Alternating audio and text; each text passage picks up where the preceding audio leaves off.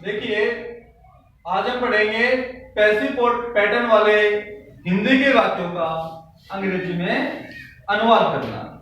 जैसा कि passive voice में आपने पहले पढ़ा है कि पैसिव वॉइस में सब्जेक्टिव फॉर्म को ऑब्जेक्टिव फॉर्म में बदल दिया जाता है, ऑब्जेक्टिव को सब्जेक्टिव में बदल दिया जाता है।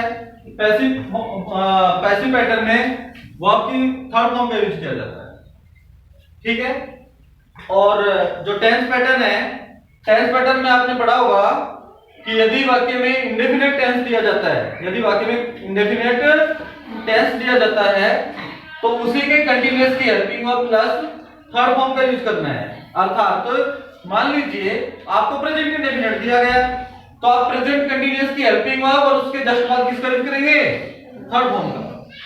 अगर आपको पास्ट इंडेफिनिट दिया है तो पास्ट इंडेफिनिट की पास्ट कंटीन्यूअस की helping verb plus third form. अगर फ्यूचर इंडेफिनिट दिया है तो फ्यूचर कंटीन्यूअस की helping verb plus third form का यूज करना है, ठीक है। इसी तरह से अगर आपको कंटीन्यूअस दिया गया है तो कंटीन्यूअस की हेल्पिंग वर्ब का प्रयोग करेंगे अकॉर्डिंग टू सब्जेक्ट और फिर किसका यूज करेंगे? बीइंग का, और बीइंग के बाद थर्ड फॉर्म। कब? अगर वाक्य में कंटीन्यूअस टेंस दिया गया है तो।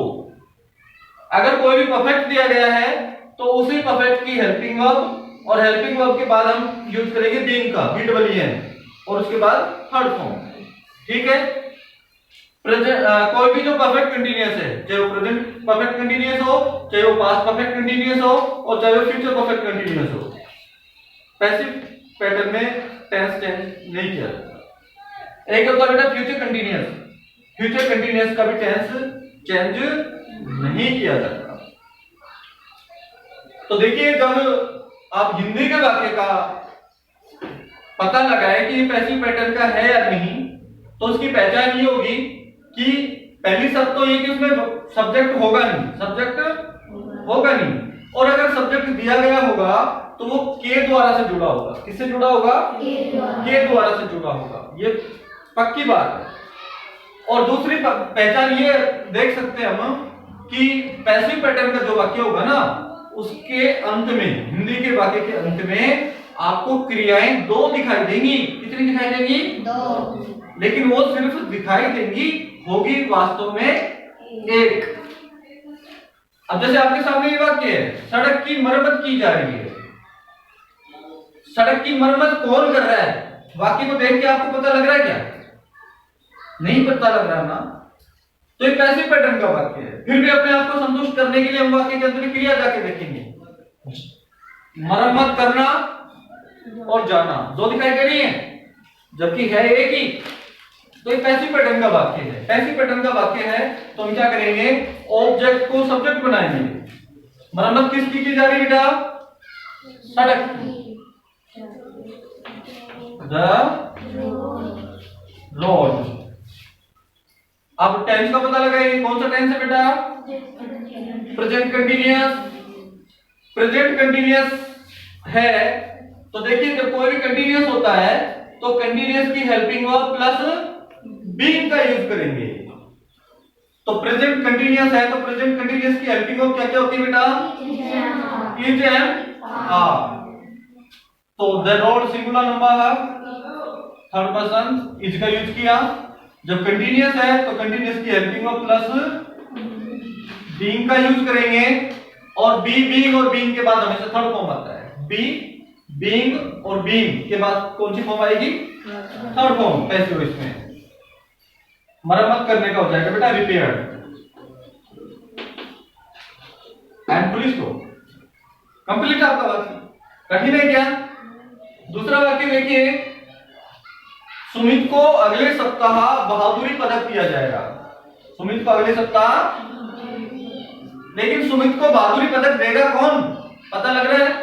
वाक्य में दिखाई दे रहा है। इसका मतलब ये पैसिव वॉइस का वाक्य है, सब्जेक्ट नहीं है। तो दूसरी बात, वाक्य के अंदर में डबल क्रिया दिखाई देगी, दिया और जाना डबल दिखाई दे रही है, लेकिन है एक ही।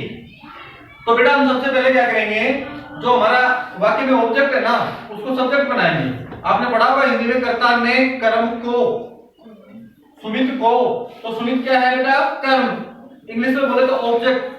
तो इस ऑब्जेक्ट को हम क्या बनाएंगे? सब्जेक्ट। ठीक है बेटा, सब्जेक्ट लिखते ही हमें टेंस का पता लगाना है। कौन सा टेंस है इसमें? Future indefinite. जब फ्यूचर इंडेफिनिट है तो देखिए इंडेफिनिट हो तो कंटीन्यूअस की helping verb plus third form, तो फ्यूचर इंडेफिनिट है तो फ्यूचर कंटीन्यूअस की helping verb plus third form का यूज करेंगे। और फ्यूचर कंटीन्यूअस में हेल्पिंग वर्ब दो होती हैं, शैल बी और विल बी। तो सुमित के अकॉर्डिंग किसका यूज करें बेटा? Will be. Sumit will be plus third form, और वर्ब क्या बेटा? दिया जाना। दिया जाने का हो जाएगा गिवन, थर्ड फॉर्म। वर्ब लिखने के बाद आप वापस चलते आइए उल्टे। बहुरी पदक, ब्रेवरी मैटर। वापस आइए, क्या बचा? अगले सप्ताह, नेक्स्ट।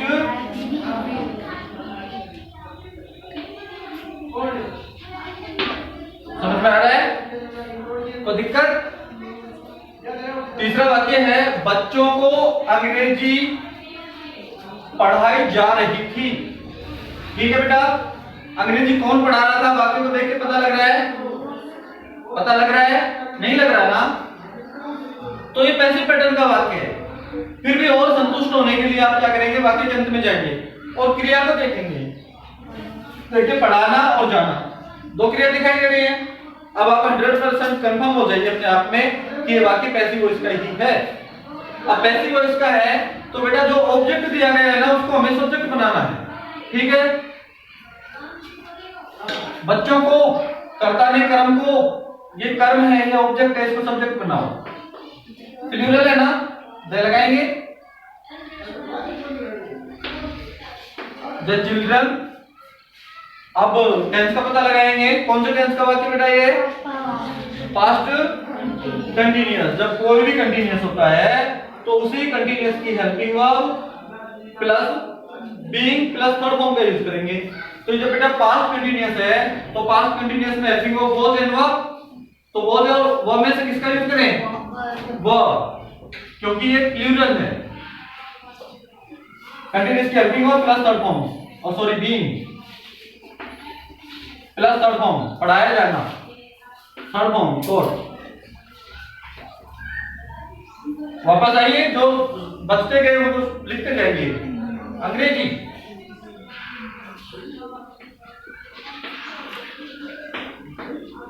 आपका यही जो वाक्य है ना बेटा, ये दूसरे तरीके से भी शुरू हो सकता था। ऐसा इसलिए कि जब वाक्य में डबल ऑब्जेक्ट होते हैं, जब वाक्य में डबल ऑब्जेक्ट होते हैं ना बेटा, तो दोनों में से हम किसी भी ऑब्जेक्ट को सब्जेक्ट बना सकते हैं। इस वाक्य में हमने बच्चों को बनाया, हम चाहते तो अंग्रेजी को भी सब्जेक्ट बना सकते थे। ठीक है, अगला वाक्य है मकर संक्रांति प्रत्येक वर्ष 14 जनवरी को मनाई जाती है। बेटा मकर संक्रांति कौन मनाते हैं? इस वाक्य को देख के बताना बस, फालतू नहीं सोचना कि हम भी मनाते हैं, मेरी बुआ भी मनाती है, मेरे चाचा भी मनाते हैं, है ना? ज्यादा नहीं सोचना, सिर्फ सेंटेंस तक सीमित रहना है। तो कौन मनाते हैं बताओ? वाक्य में है ही नहीं सब्जेक्ट, फिर भी कंफर्म होने के लिए लास्ट में जाएंगे। मनाया और जाना डबल क्रिया दिखाई दे रही है, क्लियर है? पैसिव पैटर्न का वाक्य है। जब पैसिव पैटर्न का वाक्य है तो बेटा ऑब्जेक्ट को सब्जेक्ट बनाएंगे। क्या बनाते हैं? मनाते क्या बेटा? मकर संक्रांति, मकर संक्रांति सब्जेक्ट बन गया था। ठीक है, इसके बाद हम टेंस का यूज करेंगे, लेकिन टेंस का यूज तो तब करें जब सबसे पहले हमें पहचान करनी पड़े। कौन सा टेंस का वाक्य पी है? Present indefinite. जब बेटा प्रेजेंट इंडेफिनिट का वाक्य है ना, तो प्रेजेंट कंटीन्यूअस की हेल्पिंग वर्ब और थर्ड फॉर्म का यूज करेंगे। ठीक है, प्रेजेंट कंटीन्यूअस की हेल्पिंग वर्ब क्या होगी बेटा? पिजामा। मकर संक्रांति के साथ किसका यूज करें? इज का। ठीक है, कंटीन्यूअस की helping verb plus third form, मनाया जाना, चले ब्रेक। ठीक है, क्रिया लिख के वापस चल के आई बस। 14 जनवरी को डेट से पहले ऑन प्रीपोजिशन में यूज करना है। 14 जनवरी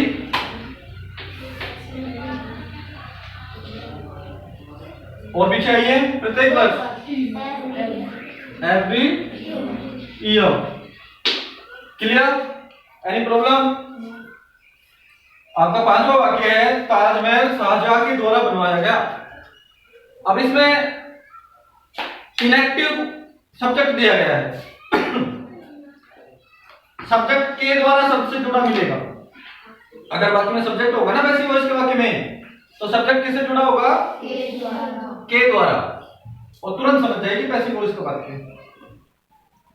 सबसे पहले हम ऑब्जेक्ट को सब्जेक्ट बनाएंगे। भाई क्या क्या बनवाया शाहजहां ने? ये सब्जेक्ट बनेगा। पैसिव पैटर्न का वाक्य है द ताजमहल।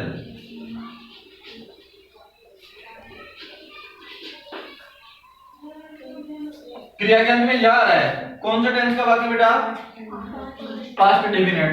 जब कोई भी इंडेफिनिट का वाक्य होता है ना, तो उसी के कंटीन्यूअस की helping verb plus third form का यूज करेंगे। मतलब ये पास्ट इंडेफिनिट है ना, तो पास्ट कंटीन्यूअस की हेल्पिंग वर्ब का यूज करेंगे। Taj Mahal singular number third person है, वो उसका यूज करेंगे थर्ड फॉर्म।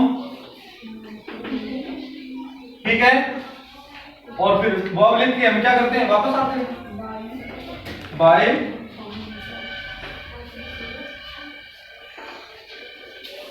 शाहजहां।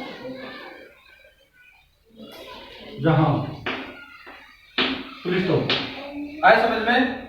इस प्रकार से हम हिंदी के जो पैसिव पैटर्न के वाक्य हैं, जो कर्मवाची के जो वाक्य हैं, उनका अंग्रेजी में अनुवाद कर सकते हैं। ओके, बस।